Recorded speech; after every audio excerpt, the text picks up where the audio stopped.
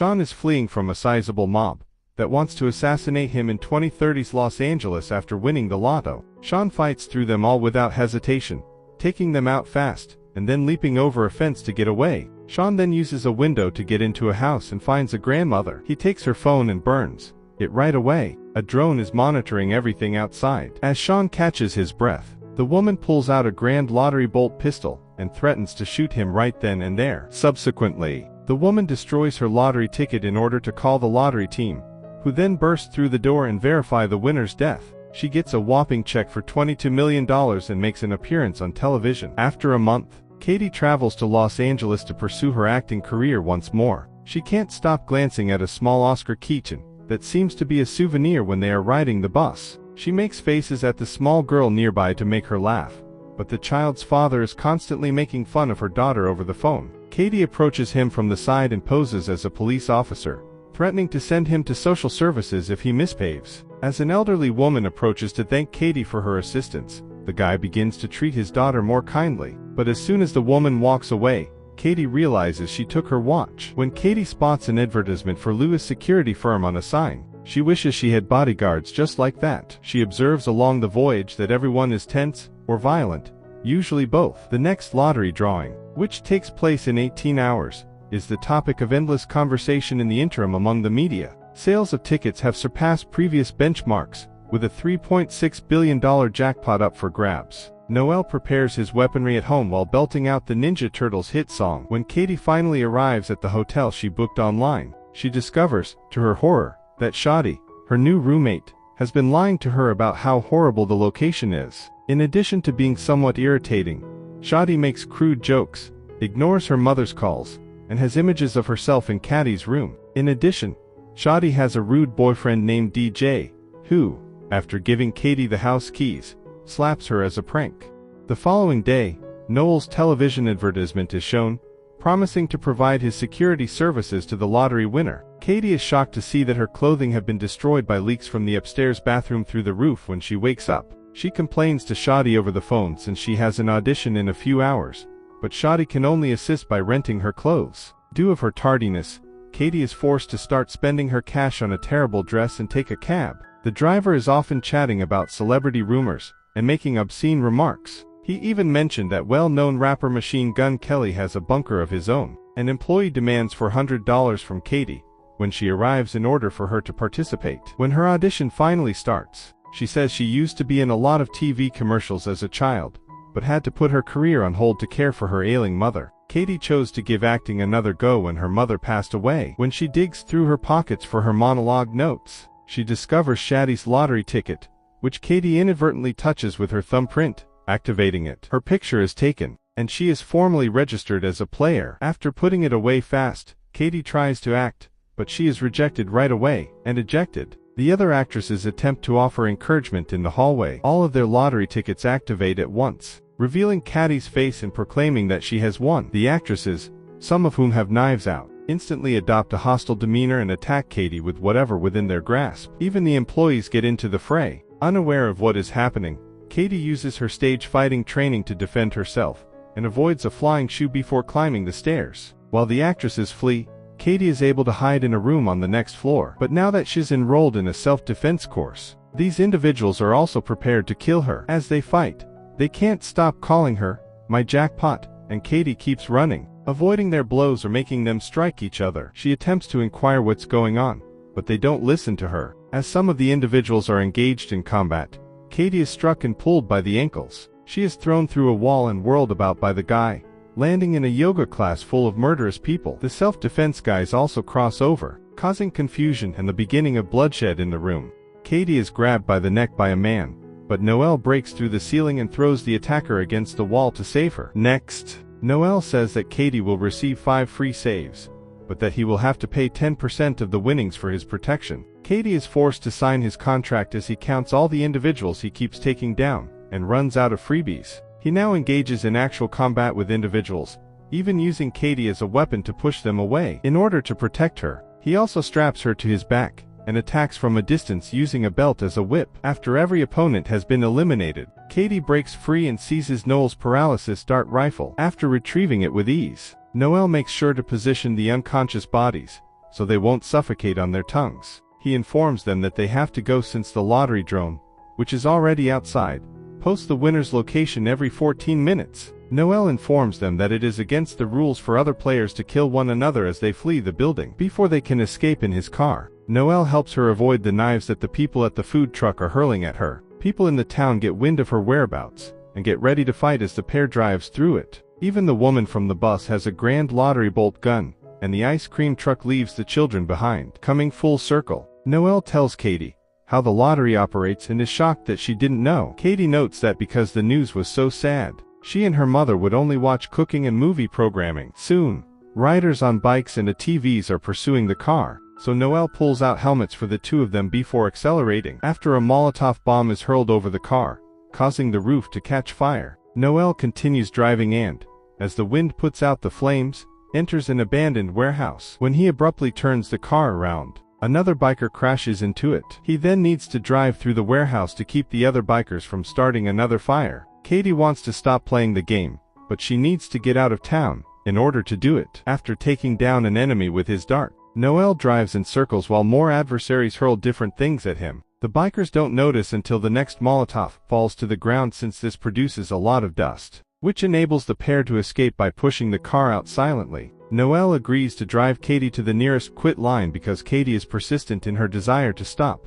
The motorcycles discover them at that point, and the chase resumes. When the adversary leaps through the back window of the car, Katie grabs her knife and Noel draws his darts, but the woman bites his arm. After grabbing the mirror and hitting her, Noel asks Katie to drive, disbelieving her when she says she can't. After giving his opponent an extra helmet and shoving her out of the car, Noel transfers the fight to the backseat. Another Molotov is thrown at them by the motorcyclists, and Noel has Katie drive into a wall in order to get away. A motorcycle crashes as they try to avoid the stopped car, and Katie uses her helmet to knock out the other rider. When the two attempt to drive away, the car breaks down from the extensive damage, scarcely moving at all. When Katie emerges, she tries to flee, but Noel stops her. He says that even though he won't get paid if she quits, he still wants to support her since they should treat others how they would like to be treated. Noel had to pop his nose back into place as Katie suddenly throws sand in his face and punches him. When a police car pulls up, Katie turns to the policemen for assistance, but they also want to kill her. Katie flees as Noel uses their taser to attack them in the nick of time. As the throng detects the drone approaching and begins looking for Katie, she hides her face behind a map in the street. When she enters the wax museum, she is shocked to learn that the guard doesn't support lotteries. As a result, he allows her to hide among the statues. Next, Katie gives Shadi a call and asks to use her car. Shadi constantly asking Katie where she is, and Katie starts to see that Shadi is also playing. At that precise moment, the statue reveals Katie's location by welcoming her to the museum. Shadi and DJ then attempt to enter the museum, but the guard informs them that they are not allowed to do so as they tampered with the statue. After Shadi knocks him down with a punch, the couple dashes inside. When Katie hears them, she runs behind a statue to hide, but when she attempts to sneak out, someone spots her. DJ shoves her up against a desk right away, and Katie hurls a bottle at Shadi's head before slinging sand in DJ's face to urge him to move off of her. Subsequently, the pair joins forces to combat Katie,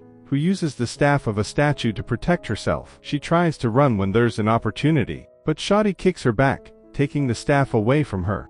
Shadi and DJ begin hitting Katie with the staff members' halves in the adjacent room. Thinking it's Cher, Katie retaliates by flinging statues at them, but it's actually the Kardashians. In the horror room, where they are attacking with any possible prop, the fight goes on. Following a protracted confrontation involving weapons and movie costumes, Shadi throws an axe at Katie, who flees. The weapon does strike, but since it is phony, nothing happens. As Katie pushes a button to lower the shutter, she is reminded of what Noel had taught her. Just before the museum's shutter closes, she makes sure the guard won't choke by fixing his body. Shadi and DJ are left locked inside. She is quickly noticed by a tour bus guide, who uses the microphone to broadcast her location. Noel arrives in a police car and whisks her away before her assailants can get to her, because assisting her in quitting means that he won't be paid. Katie still doesn't trust him and believes that he would kill her in secret. Noel wishes they had a bunker as the tour bus continues to crash into the back of the vehicle, and Katie recalls the taxi driver. When Katie asks for aid,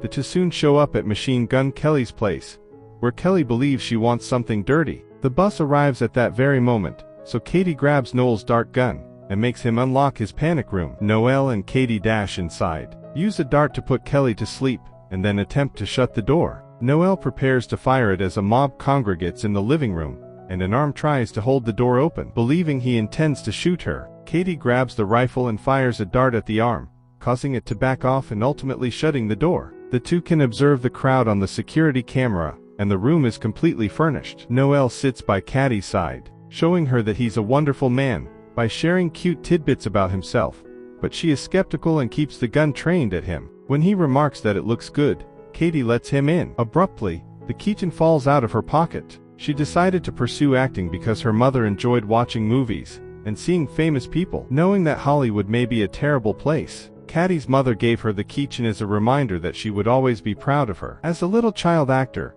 she earned a respectable living, but her father took all of it and fled. Noelle is very reassuring and understanding, so Katie returns the gun to him. When she asks why Noelle would help her stop, he tells her that his top goals are saving lives and earning enough money to continue doing so. The throng outside keeps beating on the door in vain. Kelly is not roused by Shaddy's attempt to wake him up with a slap. Instead, he drags him into the swimming pool and uses the meme 6969 as a threat. Katie and Noelle witness all of this, and Noelle becomes enraged because he is forced to call and request a favor. He quickly puts Katie's phone inside a safe after giving the order for a phone strike. Then, as Shaddy enters the password and the two hold the door, everyone in the crowd freezes to hear their phones ringing with an Amber Alert. But this is a trap, and their phones burst, scorching a lot of body parts. Noelle stops to put out the flames on someone's groin, but Katie and Noelle emerge to flee as everyone tends to their burns. A number of guards are stationed outside, armed with rubber bullet rifles and damage-resistant vehicles. She makes them bring Noelle even though all they want to bring is Katie. Katie queries Noelle about working with these people during the ride. He clarifies that while he used to, he is now a freelancer. They arrive at the headquarters a little while later, when Katie meets Lewis and finds out this is his security firm. Lewis gives her a new phone, and tells her that she is in the safest building in the nation, but she isn't pleased by him, because he constantly making fun of Noelle and wants to be taken out of the city. In addition, he flashes the grenades in his pocket. Lewis offers them a tour and points them the wall with all the winners they saved with just 4 game hours remaining. The names are anonymous, though, and they haven't had any new customers in a while. Lewis explains that their fees are 30%, and Katie agrees to the terms of the contract after receiving a portion of the money for Noelle. Lewis determines it would be safer to take Katie to a secret underground fortress by employing decoy cars after they notice a throng gathering outside on the security cameras. As the two receive medical attention for their wounds, Noelle opens up more about himself. He and Lewis were former members of a private sector mercenary unit that was dispatched all over the world to murder evil individuals. After realizing that his victims weren't necessarily evil people, Noelle abruptly left a job. The expedition failed as a result, and only he and Lewis made it out alive. These days, he donates his earnings to the families of his comrades and victims. In exchange, Katie says that since she was 8 years old, her father has been her manager, and has required her to labor non-stop. He vanished with her money when she told him she wanted to handle her own finances. When she turned 18, Katie was left with just $600 and a bus ticket to Los Angeles after having to care for her ailing mother, who passed away a month ago. An employee arrives with a prosthetics device at that same moment. When Katie inserts her face, a mask that makes her appear elderly is applied by the machine. Noelle is concerned, though, as it doesn't make sense for Katie to go and it would be too costly to operate this facility with only 30% of the previous revenue, particularly if they haven't had any customers recently. Noelle eventually understands that Lewis is really feigning to protect the winners in order to kill them covertly when Katie changes clothing to complete the disguise. As Lewis leads them to a car, Katie persistently asks Noelle to accompany them, but Lewis refuses. Desperate, Katie gives Lewis a painful kick to the groin, and Noelle takes advantage of the attention to get the garage door open. The throng rushes in as he then uses his darts to shoot every guard, ignoring Katie in the process. After dragging her outside, Noelle gives her the keycard he took from a security officer and orders her to flee while he buys some time. Lewis kicks Noelle to get information while more guards arrive and keep him down. Lewis dispatches his men to pursue the AI-driven spoof cars, as they all take off at once, hiding Katie in one of them. Lewis' system is alerted by Katie taking off her mask and taking control of the vehicle downtown. Meanwhile, word has spread quickly on social media that Katie has been lost by the drone, provided she stays clear of trouble. she should be secure from attackers until the very end. She gains admirers as a result of this who consider her a hero. Shortly after, when Katie is about to leave town, she receives a call from Noel, threatening to kill him if she doesn't turn around. Even if he continues stabbing him, Noel advises Katie to protect herself. Katie hesitates for a moment before agreeing to meet and turning the car around. Lewis, in the meantime, shows Noel around an ancient theater, and admits that he always knew they were killing civilians when they were mercenaries. He didn't give a damn because the money was simple. Lewis acknowledges that he killed their team, and made it appear as though Noel was at fault since he dislikes sharing. With only 15 minutes remaining, Katie dashes into the theater, where she finds Lewis and Noel on stage, and grabs a bolt pistol from the glove compartment. Lewis doesn't believe her when she threatens to self-delete so no one receives the money. So Katie points out he'll kill her nonetheless. She also lets him know that she is filming this for social media, making it impossible for him to claim he did it by wiping the gun's fingerprints. After Katie begins to rant about the terrible situation in her life, and nearly pulls the trigger, Lewis gives up the handcuff keys, and offers to make a compromise. Katie confirms that she was playing, when she kicks him off the stage while acting as though she's about to hand him the gun. The moment Lewis leaves the game, the other players begin pursuing Katie once more. Every person Katie has met so far shows up at the theater, and blocks all of the entrances. So Katie tries to slow them down by grabbing anything she can. Lewis grabs her leg abruptly, causing her to fall, and then tries to murder her. A policeman tries to assist, but Lewis pushes him away and fights Katie nonetheless. Just as a crowd is about to erupt, Noel begins battling them while still wearing handcuffs, and belting out the Ninja Turtles song. He has more mobility when the chair breaks quickly. After disarming and biting Lewis, Katie hurls the keys at Noel, who at last manages to free himself. Shadi enters with a katana to attack Katie, but Katie quickly disarms her, and knocks her unconscious with a headbutt as Noel battles Lewis. For minutes remain when all of a sudden there is a large crowd inside the theater. Katie needs to scale the stage decorations in order to be safe because Noel and Lewis are still fighting. Noel uses symbols to defend himself after Lewis takes an axe from another player, which finally helps him overcome his old friend. Katie pushes the bus lady off when she tries to get on top of her. Subsequently, Noel begins smashing the decorations to prevent people from trailing Katie. When Lewis' men get there, half of them construct a human staircase for him to climb while the other half attack Noel. When Lewis gets to Katie on the scaffolding, they begin to fight, which causes Katie to trip and fall. As she hangs over the edge, she discloses that she set off one of his explosives with her keychain, causing it to explode. After Lewis passes away and Katie stumbles, her supporters intervene with a large flag and save her. Katie gives Noel a hug as the countdown approaches 0 and says she will give him 50%. When the lottery representatives arrive to deliver her the check, she declares she no longer wants to be an actor. 6 months later, Katie and Noel are collaborating on numerous charitable projects, including a free protection agency, a stage fighting and self-defense school, and a center for children whose parents are abusive. When Noel attempts to create a pizza restaurant with a Ninja Turtles motif, he is sued for copyright infringement. The pair takes a trip on their own superyacht as well.